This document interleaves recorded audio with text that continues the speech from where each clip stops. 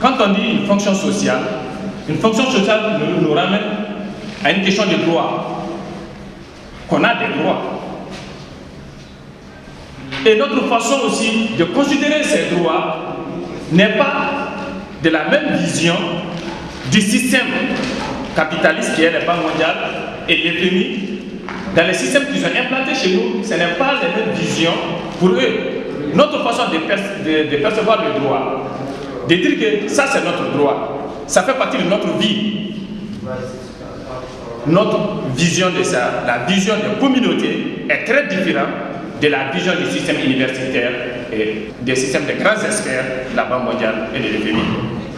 Et c'est ce qui nous met en porte-à-faux avec le système de gouvernance que nos États mènent chez nous pour le développement et le peuple qui dit qu'on est notre droit, on est privé de nos droits par le système de gouvernance imposé par nos gouvernements, parce qu'on n'est pas sur les mêmes visions. On ne perçoit pas les droits de la même manière. Raison pour laquelle, quand on regarde dans tous ces livres qu'on a mis au sein du Novox, de tous ces États, les communautés ne considéraient pas tout ce que le système, les gouvernements faisaient dans les pays. Les gouvernements, ils sont passés d'un système de développement, d'enrichissement. Parce que chez nous, le développement passe par l'individu, du représentant du gouvernement qui est là et qui s'enrichit au dos du peuple.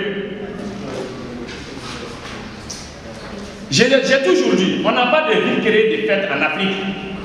C'est des villages qui se sont transformés en villes et qui, en grandissant, ont opté au système d'urbanisation occidentale des pays qui leur ont colonisé et qui a été imposé sur les communautés des États.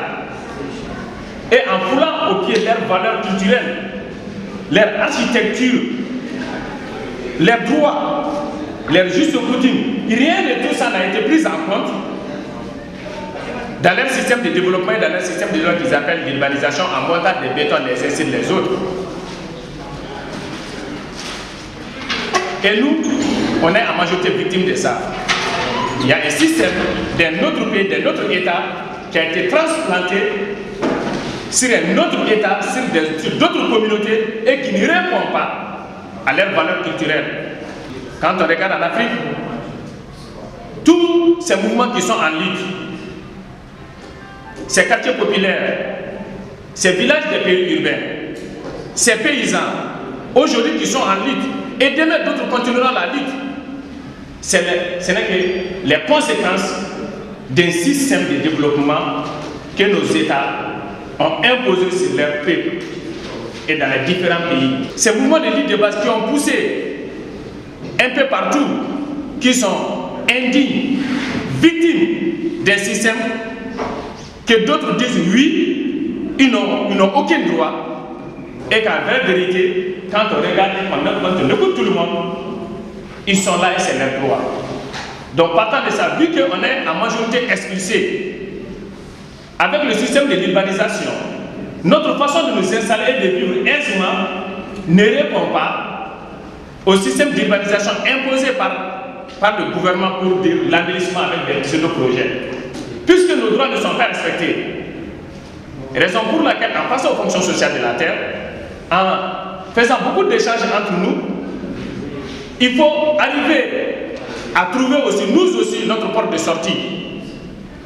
Il faut aller aussi vers le droit et défendre une idée de droit qui peut être une alternative de protection des peuples